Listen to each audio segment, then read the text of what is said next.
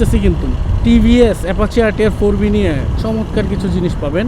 আপনারা যখন জানবেন যে এই বাইকটা কীভাবে ইউটিলাইজ করা উচিত, কীভাবে রেপ করা উচিত, আপনারা যখন জানবেন ইউ ক্যান ফিল যে আসলে এটা একটা জিনিস। আসসালামু আলাইকুম ডিয়ার ভবঘুরেবাসী, কেমন আছেন আপনারা সবাই?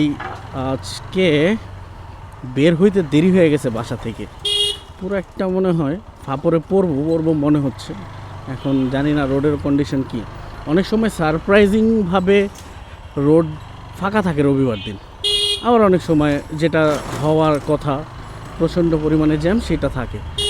যেমন আজকের কথাই যদি বলে, আজকে রবিবার, সপ্তাহের শুরু, মানে অফিসিয়ালভাবে সপ্তাহের শুরু, তো ওই হিসেবে এই জায়গাটাতে প্রচুর জ্যাম থাকার কথা, কারণ নর্মাল দিনগুলোতে প্রচুর জ্যাম পাই, বাট আজকে যেমন কোনো জ্যাম নেই। আমার এখন যাওয়া লাগবে এই চিপা দিয়ে।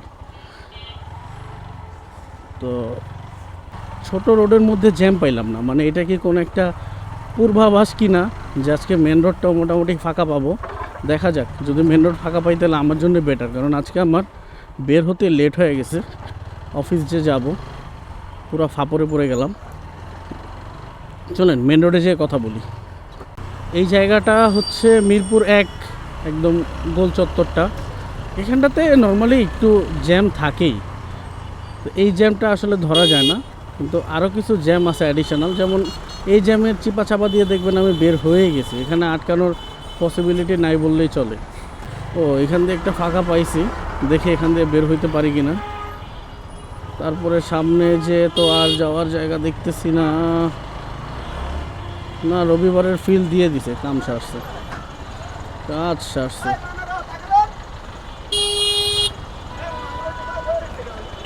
এই সামনে আগান না। আরে বাপ দাদার জায়গা, তো বাপ দাদার জায়গায়। সকালবেলা বের হলাম, মহল্লার যে রোডগুলা, এই রোডগুলাতে পাইলাম এক ফিলিংস, এবং মহল্লা থেকে বের হয়ে মেন রোডে ওঠার পরে চৌরাস্তার মধ্যে পেলাম আরেক ফিলিংস। আজকে যেরকম এখানে একটু অবরুদ্ধ হইলাম, যত জ্যাম থাক এই জায়গাটা তো ওইরকমভাবে অবরুদ্ধ হই না, চিপা চাপা দিয়ে বের হয়ে যাই। রাস্তায় চলাচলের ক্ষেত্রে নিজের সেফটি বজায় রেখে অটোরিকশাকে বিন্দু পরিমাণ ছাড় দিবেন না। ওদের তো রাস্তার মধ্যে কোনো পারমিশন নেই, তো ওদেরকে আবার কিসের ছাড় দেওয়া দেই। যাই হোক, আজকে অটোরিকশা নিয়ে কোনো কথা বলবো না। নিজের সেফটি বজায় রেখে নিজের প্রায়োরিটিটা সবার আগে দেখবেন, দ্যাটস অল। জ্যামের মিশ্র প্রতিক্রিয়ায় একটু ব্যাটবাস খাওয়ার পরে এই জায়গাটা আবার ফাঁকা পাইছি। আপনার এই জায়গার মধ্যে প্রচুর পরিমাণে জ্যাম থাকে মাঝে মধ্যে, বাট আজকে ফাঁকা। আমার এখন টাইমলি যাওয়াটাই হচ্ছে মেইন উদ্দেশ্য। আজকে ভোরবেলা আকাশটা মেঘাচ্ছন্ন ছিল, এরপরে আকাশটা যখন ফ্রেশ হলো, এরপরে আর মেঘের দেখা পাই নাই। এই কদিন যাবত যে সকালবেলা বের হচ্ছি, একটা দিনও হচ্ছে সকালবেলা রোদ পাই নাই, মানে খুবই কম, হয় মেঘলা আকাশ না হলে বৃষ্টি, এইরকম একটার পর একটা ব্যাটবাস খাওয়া লাগছে। আজকে সকালটা একদম রোদ, যদিও ভোরবেলা মেঘাচ্ছন্ন ছিল, বাট এখন মোটামুটি রোডের কন্ডিশন যথেষ্ট ভালো।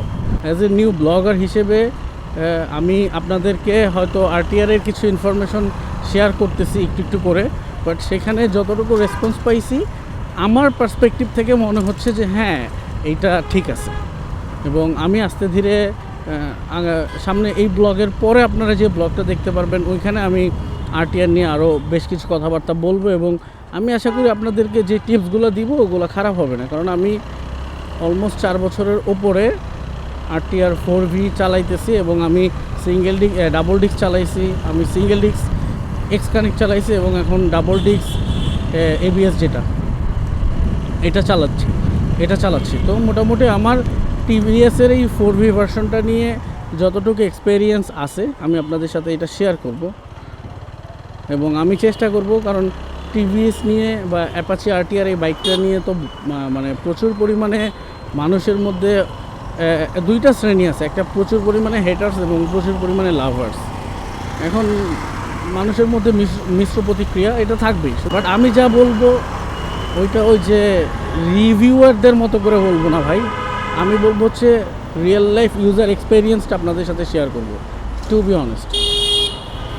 এখানে টিভিএস থেকে আমার কেউ পয়সাও দিবে না আমার মতো ক্ষুদ্র এক মানুষকে, আর আমি পয়সা নিয়ে আপনাদের কাছে মিথ্যা বলবো এরকমও না। আসলেই আপনারা এই বাইকটা মানে একটা most of the big audience they don't know how to utilize this bike, right?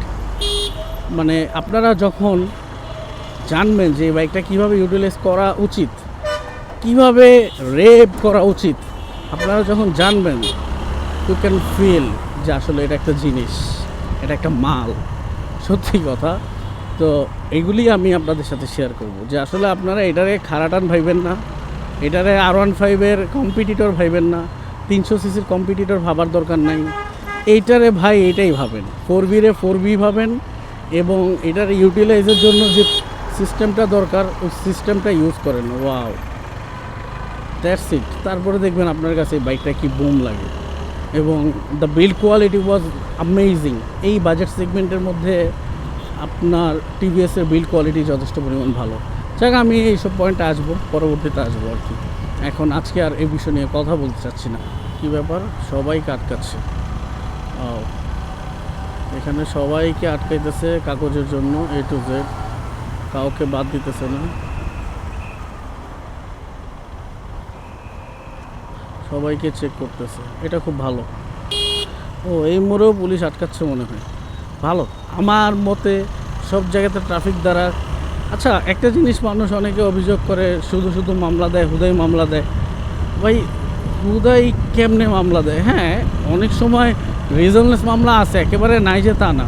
But আপনার যদি ধরেন গাড়ি চালানোর, বাইক চালানোর ক্ষেত্রে 3টা কাগজ ঠিকঠাক থাকে, আপনার ড্রাইভিং লাইসেন্স, গাড়ির কাগজ এবং ট্যাক্স টোকেন, এই 3টা জিনিস যদি আপনার ঠিক থাকে, কার বাপের সাধ্য আছে ভাই আপনারে মামলা দিবে?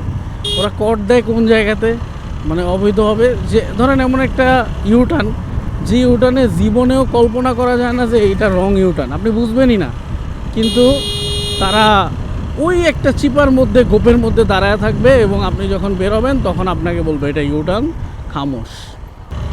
পুলিশের মামলার যে ব্যাপারটা, হ্যাঁ, আপনার 3টা কাগজ যদি আপনি ওকে রাখেন, তবে হ্যাঁ, ইউটার্নগুলোতে অনেক সময় লেখা, আর ইউটার্নের মধ্যে দেখবেন আপনারা এমনভাবে ইউটার্ন লেখা, মানে লেখা থাকে যে এখানে ইউটার্ন নিষেধ, কিন্তু লেখাটা যে কোথায় এটা খুঁজতে হইলে আপনার গুগল ম্যাপ দিয়ে মানে সার্চ করা লাগবে।